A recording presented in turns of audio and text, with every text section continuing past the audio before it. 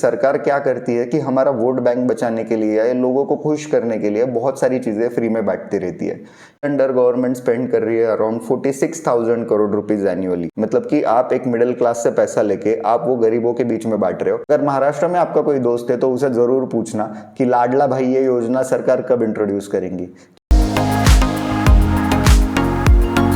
So welcome back to the channel guys. और आज की डेट है 31 जुलाई 2024। और 31 जुलाई हर बार हमारे यहाँ पे मानी जाती है क्योंकि हमारे यहाँ पे वो लास्ट डेट होती है कि जब आप आपका इनकम टैक्स रिटर्न फाइल कर सकते हो। This is the last date when you can go and you can claim the taxes that you have paid. जब से हमने ये टैक्स के ऊपर बात करना चालू किया है, ऐसी बहुत सारी चीज़ें हैं जो हमें समझ रही है। मतलब कि बजट से लेके या इकोनॉमी हमारी कैसे ये इकोनॉमी ग्रो हो रही है, एक्चुअल में गवर्नमेंट ने क्या करना चाहिए क्या नहीं करना चाहिए, ऐसे बहुत सारे सवाल खड़े होते हैं। स्पेशली तब जब गवर्नमेंट मिडिल क्लास लोगों से इतना ज़्यादा पैसा लूट रही है टैक्स के नाम पे, तो उस टाइम पे क्वेश्चंस बहुत सारे खड़े होते हैं। बट अगर आप मेरे वीडियोस को फॉलो करते हो तो आपने देखा होगा कि बहुत सारी ऐसी जगह है कि गवर्नमेंट डिस्ट्रैक्ट कर देती है हमें, और जिन चीज़ों के ऊपर हमने गवर्नमेंट को एक्चुअल में क्वेश्चंस करना चाहिए वो हमसे मिस हो जाता है। और गवर्नमेंट इस बात का फ़ायदा उठाती है जिस वजह से हमारे ऊपर या मिडिल क्लास टैक्स पेयर्स के ऊपर बर्डन डे बाय डे बढ़ते ही जा रहा है। मिडिल क्लास लोग हर बार बजट के टाइम पे सोचते हैं कि यार शायद इस बार तो हमें कुछ रिलीफ मिल जाए, इस बार तो भी फाइनेंस मिनिस्टर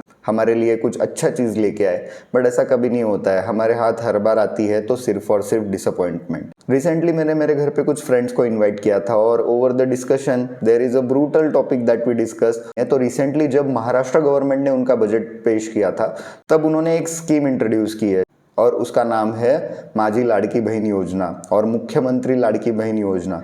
तो अभी बेसिकली हुआ क्या है, इसके अंडर गवर्नमेंट स्पेंड कर रही है around 46,000 crore rupees annually. Basically scheme के अंडर वो कह रहे हैं कि जो भी अंडर प्रिविलेज महिलाएं हैं महाराष्ट्र में, तो वो हमारे यहाँ पे रजिस्ट्रेशन करके हर महीने के लिए 1,500 रुपए तक का क्लेम कर सकती है। या instead of saying claim what we can directly say is कि उनके अकाउंट पे 1,500 रुपए हर महीने जमा होते जाएंगे। उसके लिए उन्होंने बहुत सारी शर्तें रखी है कि आपका बजट 2.5 लाख से कम होना चाहिए, आपके पास में रेशन कार्ड होना चाहिए और न जाने क्या क्या इसके बारे में उनकी शर्तें हैं। पर प्रॉब्लम ये नहीं है कि हम उनको ये सारी चीज़ें प्रोवाइड कर रहे हैं। देखिए, कोई भी इनिशिएटिव जब आता है तो हमें डेफिनेटली उसको अप्रिशिएट करना चाहिए। बट सबसे बड़ा सवाल तब खड़ा होता है कि जब आपके पास में खुद खर्चा करने के लिए पैसे नहीं है और आप दोस्त को होटल में लेके जा के कह रहे हो कि चलो मैं तुम्हें खाना खिलाता हूँ। शायद ऐसी ही कुछ चीज़ हो रही है, क्योंकि अगर आप इकोनॉमी अच्छी तरह से समझते होगे तो India is already in debt. मतलब हमारी इकोनॉमी जो है वो ऑलरेडी फिस्कल डिफिसिट है। फिस्कल डिफिसिट यानी क्या कि जो इनकम हमारा हो रहा है उससे ज़्यादा हमारा खर्चा है। अगर आपने यूनियन बजट अच्छे से देखा होगा तो गवर्नमेंट का सिर्फ एक ही इनकम सोर्स नहीं होता है। There are multiple sources through which government actually earns the money. हमारा देश फिस्कल डिफिसिट इकोनॉमी इस वजह से है क्योंकि हमारे खर्चे जो है वो हमारे इनकम से बहुत ज़्यादा है। तो हम अगर 10 रुपए कमाते हैं और खर्चे 15 रुपए करते हैं तो बेसिकली आपके पास इस वजह से कुछ ना कुछ एक डेल्टा रहेगा। तो ये सारे खर्चे उठाने के लिए बेसिकली सरकार ये करती है कि सरकार बहुत सारे ऑर्गेनाइजेशन से पैसा बोरो करती है। मराठी में एक बहुत अच्छी कहावत है कि अंथरून पाहून पाय पसरावे।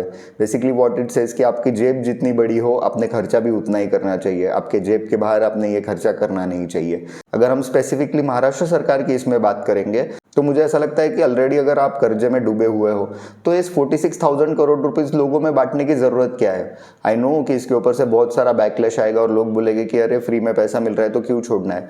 बट आप पूरी इकोनॉमी जब समझोगे तो ये 46,000 तो कोई झाड़ पे लगे नहीं है कि सरकार तोड़ के आपके हाथ में देने वाली है। बेसिकली जो लोग एक्चुअल में टैक्स पे कर रहे हैं इन सबके जेब में से ये पैसा जा रहा है। अगर हम हमारे पूरे देश की पॉपुलेशन को समझे तो हमारे यहाँ पे हम 3 कैटेगरी में लोगों को डिवाइड कर सकते हैं। एक हो गया मिडिल क्लास, दूसरा हो गया जो है सुपर रिचेस्ट या रिच या आप जो भी बोल सकते हो अबव मिडिल क्लास, और लास्ट में आते हैं जो हमारे यहाँ पे एक्चुअल में हम जिनको गरीब कहते हैं। अगर हम इस पूरे 46,000 करोड़ का अगर हम देखेंगे कि अगर सरकार ये पूरा बोझा उठा रही है तो बेसिकली ये बोझा उठा कौन रहा है, एक एवरेज टैक्स पेयर। अगर आप सोचोगे तो इसका पहला कंडीशन यही है कि आपका इनकम 2.5 लाख से नीचे होना चाहिए। That actually means that the person who will receive the money, या जो भी कोई हमारी बहन होगी जो ये पैसा रिसीव करेगी तो वो डेफिनेटली टैक्स ब्रैकेट में तो आती नहीं है, तो उनके यहाँ से तो कंट्रीब्यूशन तो कुछ आता नहीं है। फिर उसके बाद में आते हैं हमारे रिच लोगों की तरफ जिनको इस योजना से कुछ लेना देना नहीं है। They are already earning so much कि शायद वो हमारे पूरे इकोनॉमी को एक धक्का मारे तो शायद हम फिस्कल डेफिसिट में से भी बाहर आ सकते हैं। और बीच में अटक जाते हैं हम जैसे मिडिल क्लास लोग जिसे हम कहते हैं आम जनता। जो दिन के 12-12 घंटे काम करके पैसा कमा के अपने फैमिली को संभाल के लास्ट में सरकार को भी संभाल रही है थ्रू द टैक्सेस। और जब मैं ये सारी चीज़ें सोचता हूँ तो मुझे ऐसा लगता है कि यार फिर ये डिस्क्रिमिनेशन क्यों?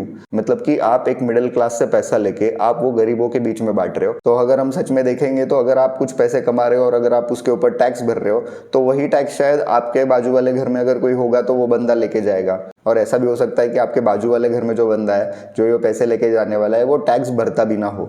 जैसे कि मैंने आपको पहले वीडियो में बताया था कि ऑलमोस्ट सिर्फ 2 या 3% ही लोग हैं हमारे पूरे देश में जो एक्चुअल में टैक्स पे करते हैं।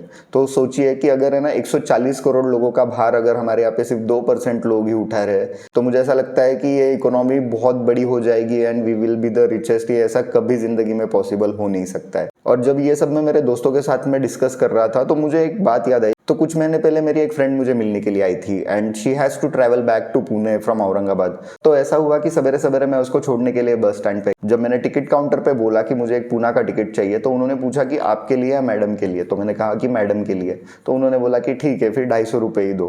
तो बेसिकली महाराष्ट्र गवर्नमेंट ने ये चीज़ की थी कि उन्होंने महिलाओं के लिए 50% तक का डिस्काउंट दिया था स्टेट ट्रांसपोर्ट की बसों में। और जिस मेरी फ्रेंड को मैं वहाँ पे छोड़ने के लिए गया था वो प्रोबेबली महीने का अराउंड 1.5 से 2 लाख रुपए पर मंथ कमाती है। तो फिर ये 250 रुपये का डिस्काउंट उसके लिए क्यों? ये सबसे बड़ा सवाल होता है। पर आइए समझते हैं कि हमारे यहाँ पे एक्चुअल में इकोनॉमी चलती कैसे है। आपको महाराष्ट्र गवर्नमेंट की बात पता होगी तो लास्ट के 5 साल में 2 बार सरकार बदल चुकी है। हमारे यहाँ पे पॉलिटिकल इंस्टेबिलिटी इतनी ज़्यादा है कि पहले 3 पार्टियों ने मिलकर सरकार बनाया, फिर अचानक 2.5 साल बाद कुछ पार्टियों के इंटरनल मैटर्स की वजह से वापस वो सरकार गिर गई और एक सरकार नहीं आई और ये सरकार भी 3 पार्टियों ने मिला के ही बनाया था।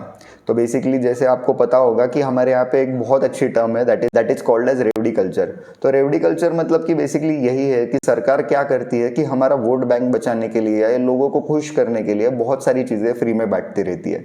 महाराष्ट्र में इस साल वापस स्टेट असेंबली इलेक्शंस होने वाले हैं, मतलब कि विधानसभा के चुनाव। और इसमें ऑब्वियसली जो भी सारे एमएलए चुन के आएंगे वो सारे लोग मिलके बनाएंगे सरकार। अगर आप समझोगे तो 5 साल में 2 बार सरकार बदलने की वजह से लोगों का बहुत बड़ा नुकसान हुआ है, क्योंकि ना अच्छी पॉलिसीज आ पाई ना अच्छा इंफ्रास्ट्रक्चर आ पाया। फिर अभी लोगों को खुश कैसे करेंगे और उनका वोट हम कंफर्म कैसे करेंगे? तो इसलिए सरकार ने ये डिसीजन लिया होगा चलो ये एक नई हम स्कीम लॉन्च करते हैं जिसके थ्रू जब लोगों के जेब में पैसा जाएगा तो ऑब्वियसली वो हमको वोट करेंगे। बट लोग ये नहीं समझते कि हम ये जो फ्री बी की इकोनॉमी इंट्रोड्यूस कर रहे हैं तो इस वजह से हमारे एक्चुअल पूरे इंडियन इकोनॉमी के ऊपर कितना बड़ा भार आ रहा है। और ये बात सिर्फ महाराष्ट्र की नहीं, यहाँ पे बहुत सारे ऐसे स्टेट्स हैं कि जो इलेक्शन के पहले बहुत सारी चीज़ें अपने मैनिफेस्टो में फ्री में बांटने का वादा करते हैं। बट आप एक चीज़ बहुत अच्छे से समझिए कि ना दुनिया में कोई भी चीज़ फ्री नहीं होती आपके माँ बाप का प्यार छोड़ के। एक काम करते हैं, हम एक एग्जाम्पल कंसिडर करते हैं। जैसे मेरे फ्रेंड को स्टेट ट्रांसपोर्ट में ट्रैवल करने के लिए 50% डिस्काउंट मिला और 500 रुपये का जो टिकट है वो उसे सिर्फ 250 रुपये में मिला। पर क्या सच में जो स्टेट ट्रांसपोर्ट की बस थी तो उसको 250 रुपये उसका चार्ज आया होगा? ऐसा नहीं है। ऑब्वियसली ये ऐसा होता है कि वो जो डेल्टा 250 रुपये निकल के आया था वो सरकार के जेब में से जाएगा। और आपको तो पता ही है कि सरकार की जेब मतलब हम जैसे मिडिल क्लास लोगों के जेब में से आया हुआ पैसा उसमें इकट्ठा होता है और वही वो मनमाने तरीके से पूरा स्पेंड कर रहे हैं। जैसे हमने लास्ट वीडियो में बात की थी कि सरकार हमारे ऊपर नजर रखती है कि हम स्पेंड क्या कर रहे हैं और हम जो स्पेंड करते हैं उसमें से भी वो टैक्स कलेक्ट करती है। सरकार ये भी चीज़ देखती है कि हमने सेविंग क्या की और वो हमने कहाँ पे इन्वेस्ट किया, और अगर उसमें से हमें कुछ अगर पैसा मिलता है तो वो भी सरकार टैक्स के थ्रू लेके ही जाती है हमारे से। तो आपको ये चीज़ नहीं लगती है क्या कि हमने भी सरकार के खर्चों के ऊपर ध्यान देना चाहिए, चाहे सेंट्रल गवर्नमेंट हो या स्टेट गवर्नमेंट? ये जो सारे फ्री बीज के स्कीम्स आते हैं तो इन सारी चीज़ों का एक्चुअल में जो खर्चा है उसका भार कौन उठा रहा है, ये जब तक आप समझोगे नहीं तब तक आप ये पूरे इकोनॉमी को समझ ही नहीं पाओगे। और जिस तरह से सरकार ये सारी चीज़ों के ऊपर एक अलग ही लेवल का कंट्रोल करती है, वो कंट्रोल अगर आपको हटाना होगा तो उसके लिए आपको क्या करना होगा ये आपको सोचना ही पड़ेगा। क्योंकि अगर हम ये चीज़ आज नहीं सोचेंगे तो शायद हमारी इकोनॉमी फ्री बीज की वजह से बहुत ज़्यादा संकट में आ सकती है। अगर महाराष्ट्र में आपका कोई दोस्त है तो उसे ज़रूर पूछना कि लाडला भाई ये योजना सरकार कब इंट्रोड्यूस करेंगी, क्योंकि एक जगह पे वुमेन एम्पावरमेंट और इक्वालिटी की तरफ हम बढ़ना चाहते हैं कि सब समान हो। आपकी इस फ्री बीज के बारे में क्या राय है मुझे कमेंट सेक्शन में ज़रूर बताना।